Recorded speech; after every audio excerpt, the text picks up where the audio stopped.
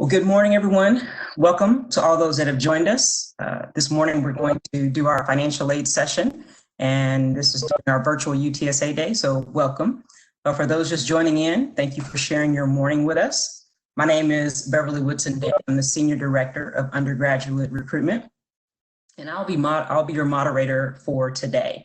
I'd like to take a moment to say that we know this COVID-19 has changed our world. It's included on how we interact with each other, even with our friends, our families, our loved ones, and people we don't even know.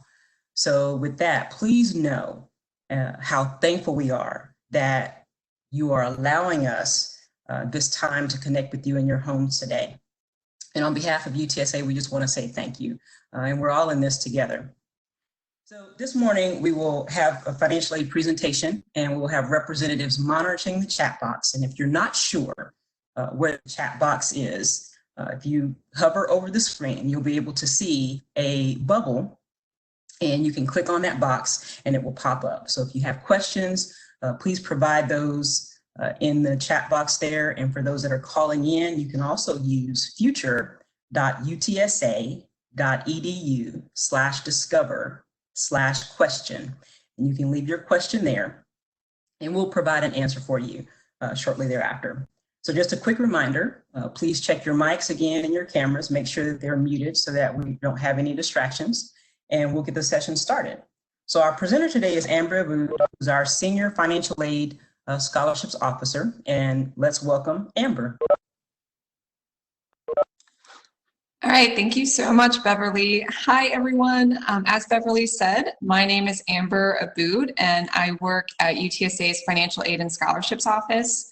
I want to thank everyone also for tuning in remotely as we discuss some information today about financial aid, the costs of attending UTSA, types of financial aid that you might see, and then some required responsibilities for financial aid. And we'll also have some information regarding your award letter if you're a new incoming freshman throughout the presentation. Firstly, I want to plug our OneStop Enrollment Center office. Our OneStop office is the place that you'll want to go for any questions relating to admissions, registration, financial aid, and scholarships. Their website is listed there. It's onestop.utsa.edu. Due to COVID-19, the campus is currently closed, so you cannot meet with someone in person, but you can still contact them through phone, chat, video appointment. They do virtual appointments, or email. And I'll post the contact information again at the end of the presentation. All right, so let's jump right into some financial aid information and the process of applying for financial aid. There are three types of financial aid, the major types where they come from. You have institutional, which comes from UTSA, and this is aid that's offered by the university. And then you have state aid, which comes from the state of Texas, and then federal aid, which comes from the Department of Education. And there are four major types of aid there at the bottom. You have grants, scholarships, WorkStudy, and loans. And we'll go into more detail about those in a minute. But most, if not all, financial aid that you would qualify for is going to require that you have an application on file, more commonly known as the FAFSA. Oops, and I think I turned on annotations. Give me 1 second. The first step to submitting your FAFSA and apply for financial aid is to create an FSA ID. You can do this by going to fsa.ed.gov, and it will require that you have your name, social security number, and date of birth. And you can keep this ID on hand because you'll use your FSA ID to submit the FAFSA every year. You'll want to use your FSA ID to also keep track of your federal loan borrowing. So if you do end up borrowing loans as an undergraduate student, you can use your FSA ID to log into the National Student Loan Database. But your FSA ID is a one-time thing. Once you create your FSA ID, it's your FSA ID for life. And you'll want to keep your FSA ID handy because you'll be using that to submit your FAFSA every year. So once you have your FSA ID created, then you can travel on over to the FAFSA.gov website and you can go through the federal application. And that is a yearly process.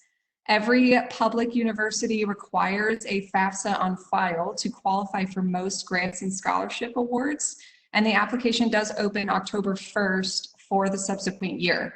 So for example, for the fall of 2020, this upcoming fall, the FAFSA opened back on October of 2019. And for the fall of 2021, which is next year, it seems very far away, but the FAFSA will open this October 1st at the end of the year. So keep that date in mind. When you're filling out the FAFSA, you will need income taxes for prior year. And as an example, we have listed for the fall of 2020, spring of 2021, you will need 2018 tax information. You will also need information about your wages earned for 2018, your identification information, including your FSA ID, your checking and savings account information, and then information regarding your investments and real estate. For the majority of freshmen and sophomore students coming in, you will probably also need to supply this information for your parents as well. But once you're going through the FAFSA, it will tell you whether you need to supply the parent information. We encourage everyone to take advantage, if possible, in using what's called the DRT, which is the data retrieval tool. This is an option on the FAFSA that will transfer all of your tax information directly from the IRS website. And that way you're not having to manually input any tax information, which we know can be subject to human error. And then you can be sure that all the information that you're putting on the FAFSA is 100% correct. Once you finish submitting your FAFSA, you will get what's called an EFC, and that stands for Expected Family Contribution. This is what's calculated based on the FAFSA information that you supplied. And if you look at the little chart that's there, it takes into account your income and assets, the number of people in your household, the number of people you have attending college, the age of your parents, and whether you are a dependent or independent student. So by definition, the expected family contribution is an estimation of what you and your family would be able to contribute to your educational expenses. Now, we understand that this may not necessarily be a concrete, realistic number, so we do have what's called special circumstances. If for some reason you've had a change in your income since the tax filing year, I would recommend that you contact our OneStop Enrollment Center and explain your financial situation. And this would be if you lost your job, or you had a reduction in working hours, or maybe you have unusual medical expenses popping up. But again, just reach out to our OneStop and they can point you towards the right path. Now, really briefly, I want to talk about the cost of attendance. This is an estimation of what it would cost to attend UTSA as a full-time student for the fall and spring semesters. This is not necessarily exactly what your cost would be, but simply an estimation. The cost of attendance is the maximum amount of financial aid that you could potentially apply for in one academic year. So right now, for a Texas resident living on campus, the cost of attendance is $25,174. This is including everything I have listed there, which is tuition and fees, your on-campus housing and meal plan, educational expenses such as books, transportation, and miscellaneous or personal expenses. The cost that you really want to focus on, though, is going to be tuition and fees. So right now, tuition and fees for full-time is $10,154. And this is going to be the direct cost of your classes for the fall and spring. So that's why we say it costs roughly about $40,000 to get an undergraduate degree at UTSA. Amber, if your slides are not showing, would you mind showing those again, please? Oh, yes, I'm so sorry. And once again, if you all will please mute your mics and your video cameras to avoid distractions, we appreciate that. Thank you. Is it still showing on the cost of attendance slide now? Yes, it is. Thank you so much. Okay, perfect. All right, so the cost of attendance that you really that you want to focus on is going to be your tuition and fee costs, and this is going to be the cost of your classes for a full-time for fall and spring. So on the bottom right-hand corner of the slide, you can see that I put that the cost of attendance with parents is going to be a little bit less because you're not paying as much in rent. And then the cost of living off campus is going to be about $26,000, which is roughly the same as living on campus. So if you're a new incoming freshman student and you received an award letter, it will show you what your estimated cost of attendance will be, and it explains the difference between direct costs, which are your tuition and fees, housing, and meals. And that's the costs that show directly on your UTSA bill versus your indirect costs, which are your books and other educational expenses, and then personal and miscellaneous expenses, and those will not show up on your UTSA bill.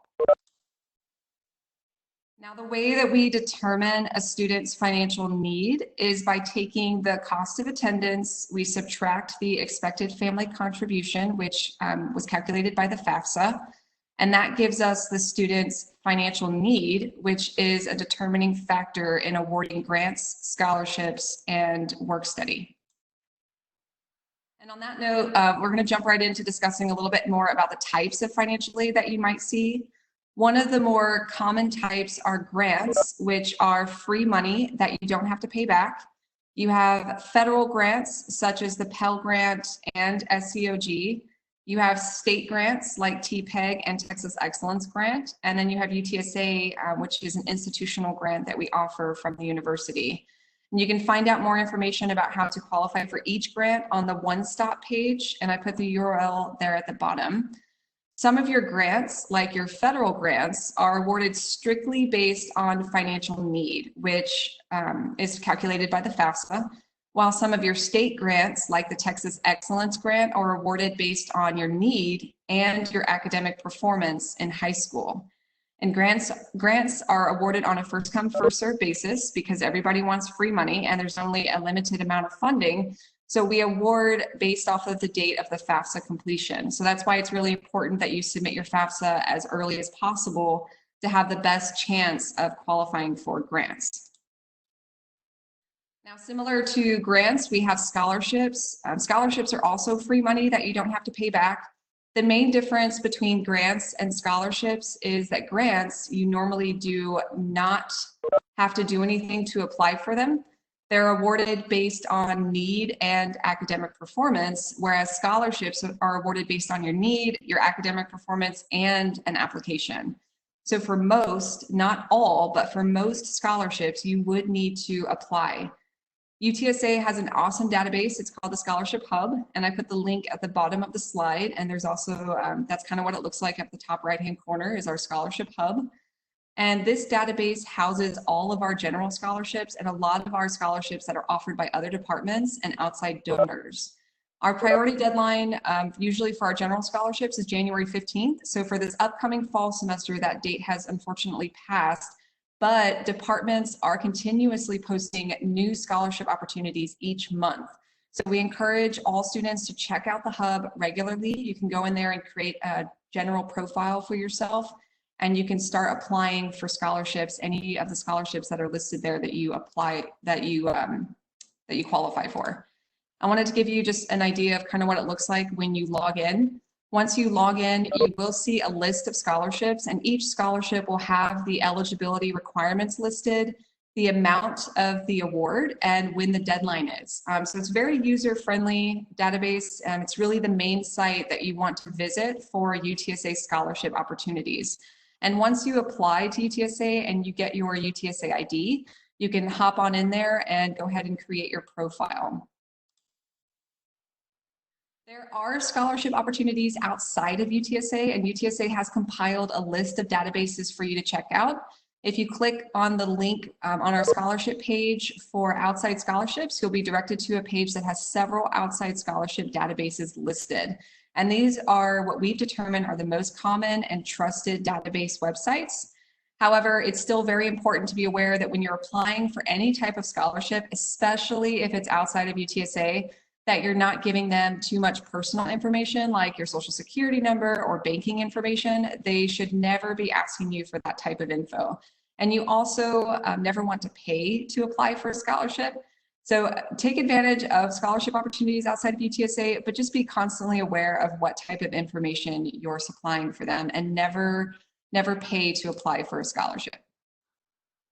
Now, work-study eligibility is another form of financial assistance. This would be if you're interested in getting a part-time job on campus. This is money that you work for.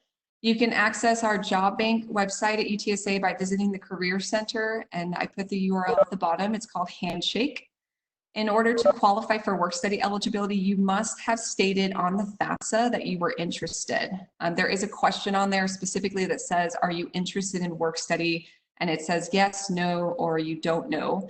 But if you put no or don't know by mistake, you can contact the OneStop Enrollment Center and request a re-review for your eligibility and ask them to review you for work-study eligibility.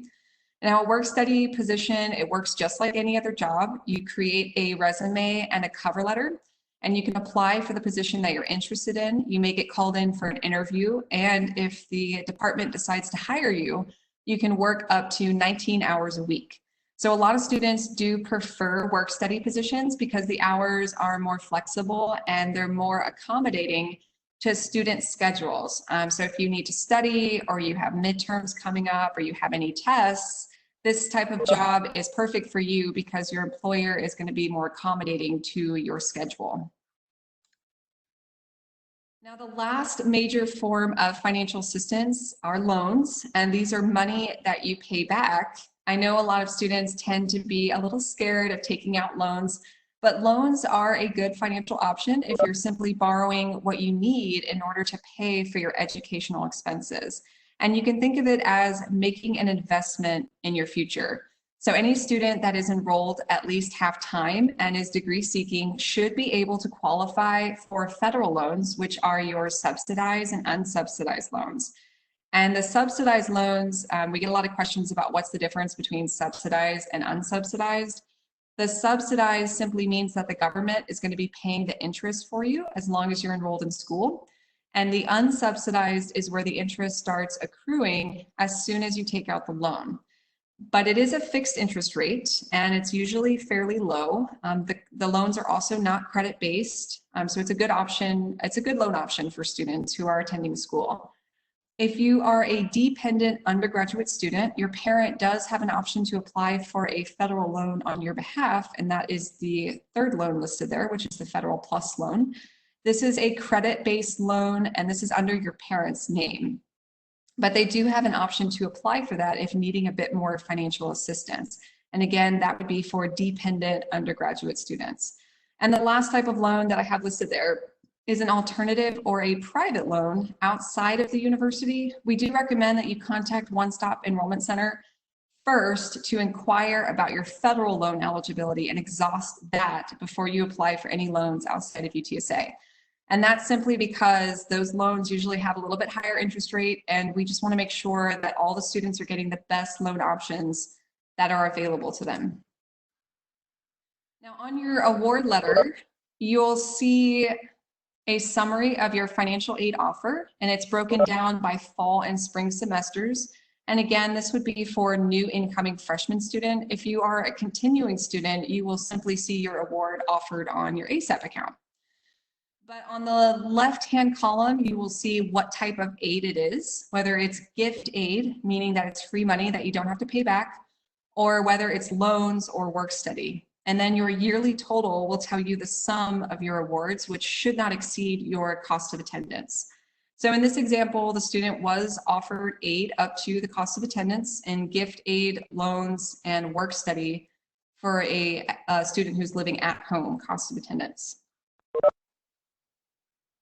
Starting in the fall of 2020, for new incoming freshman students, UTSA created a program called Bold Promise. If you meet the qualifications, you will have your tuition and fees covered for 4 years. And the cost will be covered by grants, scholarships, exemptions, and institutional funding. So let's take a look at how you would qualify for that. Again, you would need to have been a new incoming freshman student, a Texas resident, have a family combined income of less than $50,500, have submitted your FAFSA or TASFA by January 15th, and be an admitted student to UTSA by January 15th. You must have ranked in the top 25% of your high school class, and you must enroll at least full-time in 12 credit hours each semester. So if you do not qualify for Bold Promise, that does not mean that you will not qualify for financial aid. You can still be awarded a great financial aid package with grants and scholarships. You just want to be sure that you're still submitting your FAFSA to UTSA by January 15th, which is our priority deadline, in order to have the best chance of qualifying. If you did qualify for Bold Promise and you're a new incoming freshman, you should have gotten an award letter in the mail. You will see this indicator on the second page of your award letter. It says, congratulations, you've qualified for Bold Promise, and it will give you the webpage to keep track of your eligibility requirements. And it tells you that your tuition and fees will be covered by gift aid, which is again would be grants and scholarships.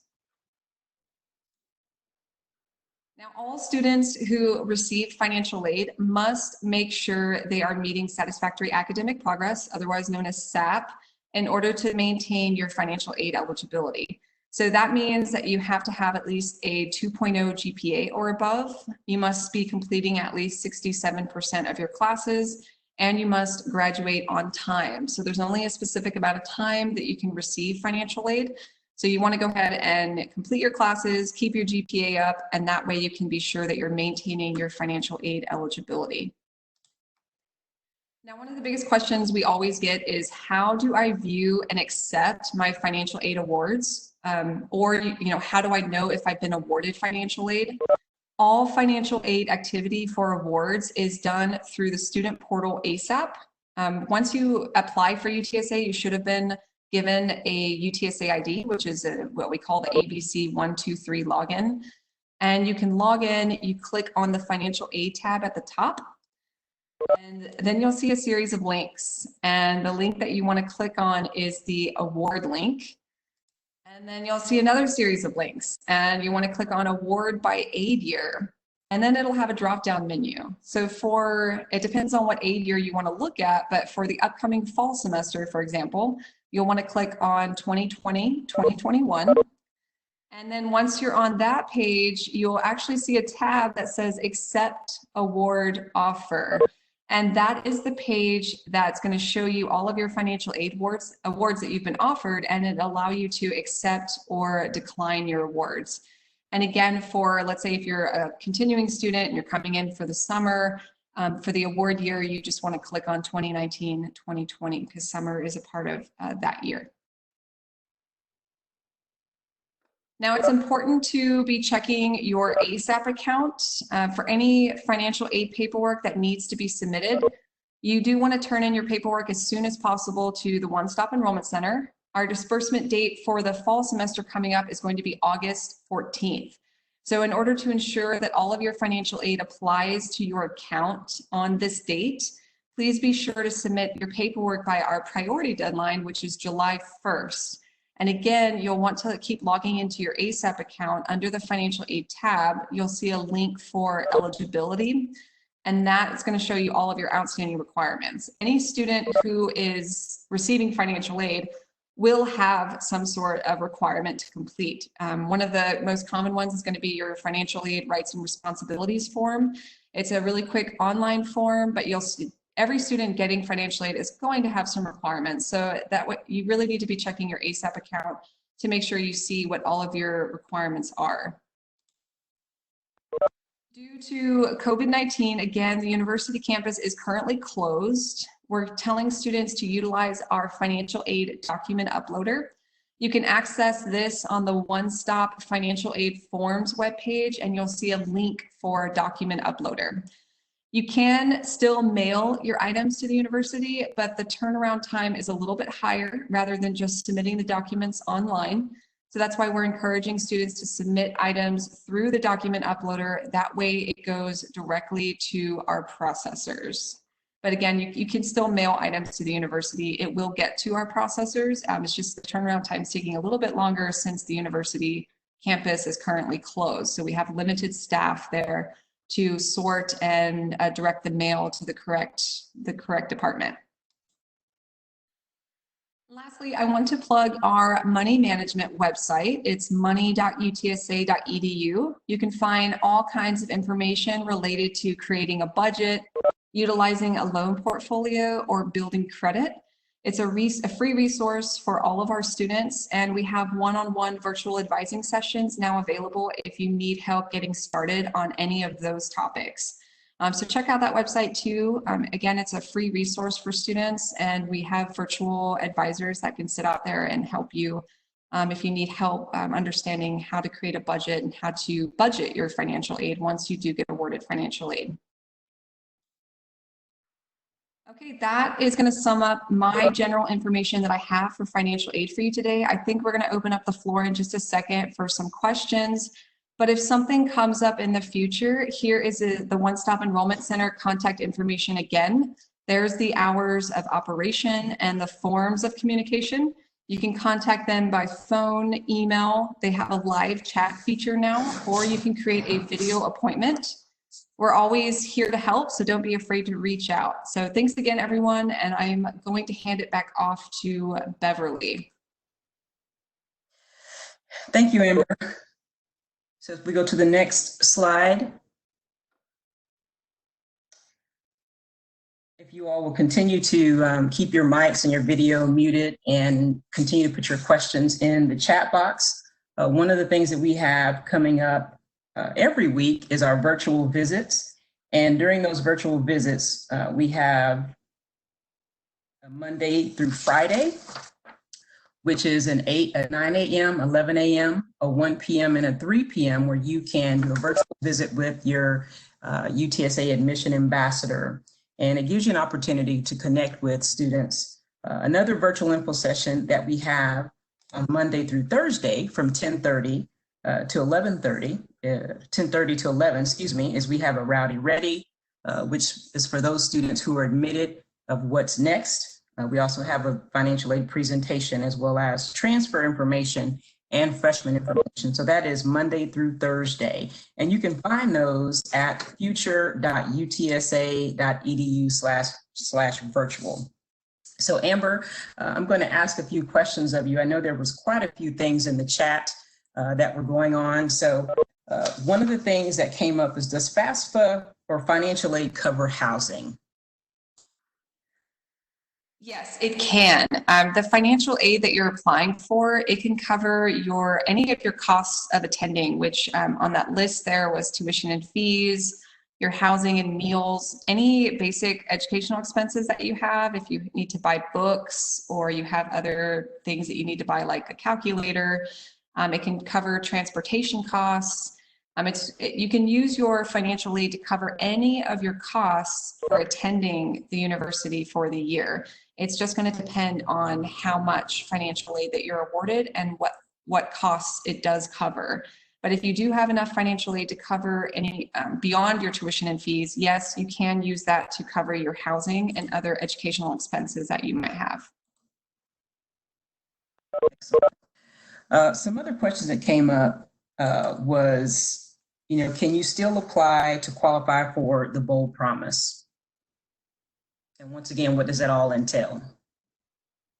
So for Bold Promise, you don't necessarily need to apply for it. If you are a new incoming freshman student, you just need to meet those eligibility requirements that I mentioned earlier. So you would have to have at least submitted your FAFSA and applied to UTSA by January 15th.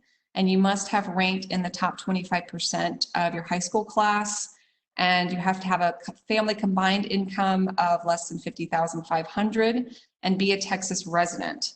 So as long as you're a new incoming freshman and you meet those qualifications, you would qualify for Bold Promise, which again is our promise to have your tuition and fees covered for up to 4 years through grants, scholarships, or institutional grant funding. But again, if you're a student who's falling into a situation where you do not qualify for Bold Promise, that doesn't necessarily mean that you won't qualify for a great financial aid package. You can still qualify for grants and scholarships. It's just going to depend on the information that you supply on the FAFSA, and as long as you're submitting your FAFSA by our priority deadline.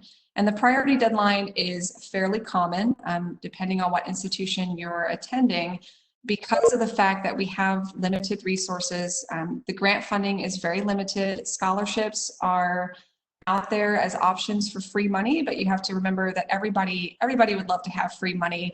So it's really going to come down to a first come, first serve type awarding basis. And that's why we have a priority deadline, is to make sure that we have enough funding to serve our students. So even if you don't qualify for Bold Promise, you can still get awarded financial aid. You just want to make sure that you're submitting your FAFSA and you have all your paperwork and everything together as soon as possible. And again, our priority deadline was January 15th for this upcoming fall semester. But the good thing about the FAFSA is that it is a yearly process. So you can always meet the priority deadline a subsequent year if you didn't meet it this year.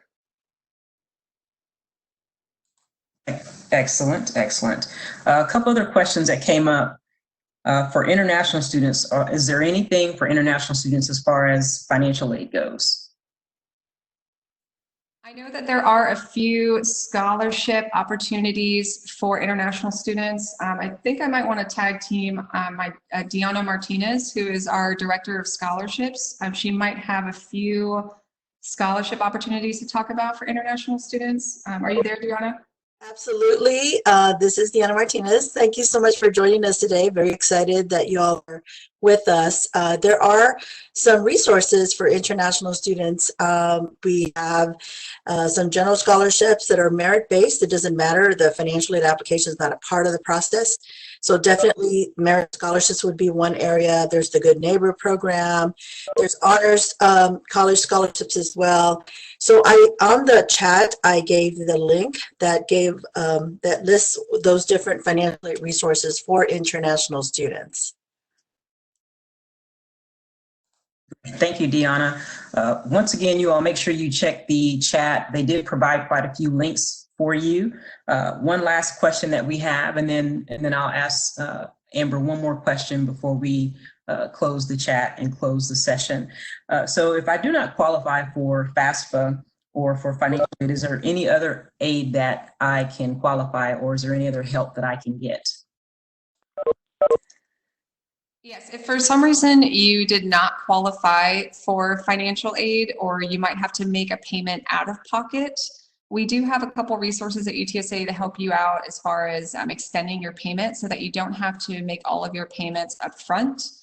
Two of the options would be you can sign up for what's called an installment plan. And the installment plan, you pay about 30% up front when you sign up, but then you can pay the other 30% a month later and the last 30% a month after that. And that would be through, you can still do that through ASAP. It's going to be under the Fiscal Services tab, and that's the Rowdy Pay link is what you want to look for. It's actually good to familiarize yourself with that, because the Rowdy Pay is what you're going to be using to see your bill. Once you sign up for classes or housing, that's where you can go to see all of your charges, and you can make payments towards your charges, and you can see when your financial aid applies to your bill.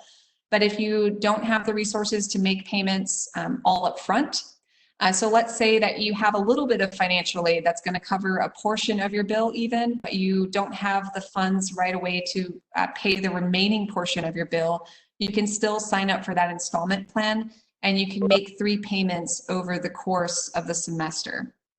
Another option for you would be what's called a tuition and fee loan.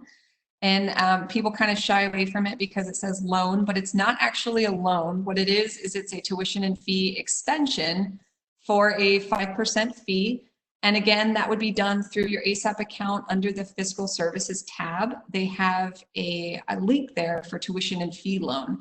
And what this will do is it extends your full tuition and fee payment until the end of the semester. And that way you can make payments throughout the semester if you need to, and you're not having to pay everything up front for your tuition and fees. They do charge a little bit of a fee for that, but it is an option for students if you don't have the funding right up front to pay for your full tuition and fees. I do want to note, though, that that extension only applies to tuition and fees. That does not apply to any housing or other cost of living expenses. But the installment plan, if you want to make 3 payments throughout the semester, that does cover your housing and meal plan costs as well. So you can just wait until you sign up for all of those items on your bill, and then you can check out the Rowdy Pay link in order to sign up for that installment plan. Sounds great. Thank you so much. Another question that came up is financial aid. When will financial aid be deposited? I would assume that as students prepare for the next semester, for the fall semester, they're trying to figure out when their aid will be provided. Can you provide some insight on that? Sure. So even though you get awarded financial aid, it might be that you've already been awarded or you see financial aid out there on your account, you will not see any financial aid applied for the semester until the earliest that we can disperse financial aid would be 10 days before the first day of class. So the first day of class for the upcoming fall semester is going to be on August 24th, which is why our disbursement date for the fall is going to be August 14th. And the payment deadline usually falls somewhere in between there. But as long as you have all of your paperwork and your outstanding requirements, like I mentioned on your ASAP account, if everything's complete, you will have your financial aid dispersed to your account on that August 14th date. Now, if you're a continuing student and you're here, I'm just getting some information maybe about summer financial aid. Summer works a bit differently. We have different disbursement dates throughout the summer, but again, we can't disperse any financial aid until 10 days prior to the start of your class dates. So if you want more information about summer, I would kind of go to our online resources for fiscal services. Fiscal services does have a web page that's going to list our disbursement dates and our terms for the summer. It's a little bit more hectic just because we have a lot of different terms. But for the upcoming fall semester, that's why it's so important that you want to make sure you get all of your financial aid paperwork done by July 1st. That's our priority deadline to make sure that your financial aid is going to disperse and apply towards your bill on that August 14th date. And if for some reason, like I mentioned before, if you don't have enough financial aid to cover your full tuition and fee or housing and meal plan bill, that is when you want to, after that August 14th date, once your financial aid disperses, then you want to go on to Rowdy Pay and look at your other options if you need to make a payment out of pocket, or you want to sign up for that installment plan or that tuition and fee loan, which is the extension. Excellent. So last question, and I think for those that are still on, they may be able to do some more chatting and answer those questions for you. But Amber, as the folks that are on tend to go to other sessions during our virtual UTSA Day experience, where can they connect or how can they connect with a financial aid counselor today? So we are doing some one-on-one appointment times. Let me see. I know that the financial aid officers and OneStop counselors are going to be doing virtual appointments with students. You know what? I'm going to reach out to Jennifer. I'm not sure if there's still, Jennifer, can you chime in on how students can they still go through the app and sign in for the appointment? No, the appointment has been closed. You can reach out to us through OneStop chat feature to see if there's any openings.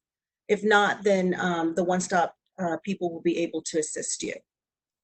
That's right. Okay, so OneStop Enrollment Center, like I mentioned, they have a live chat feature going on right now, and that is going to be open from 9:30 to about 12:30 today. So you can go onto the OneStop webpage, connect with someone through chat, and let them know if you want to meet with a financial aid counselor one-on-one, and they can set you up with an appointment time. Otherwise, if you don't get to meet with someone one-on-one today, that's okay. You can still set up a video appointment or live chat with them anytime during their normal working hours, which would be Monday through Friday from 8 to 5.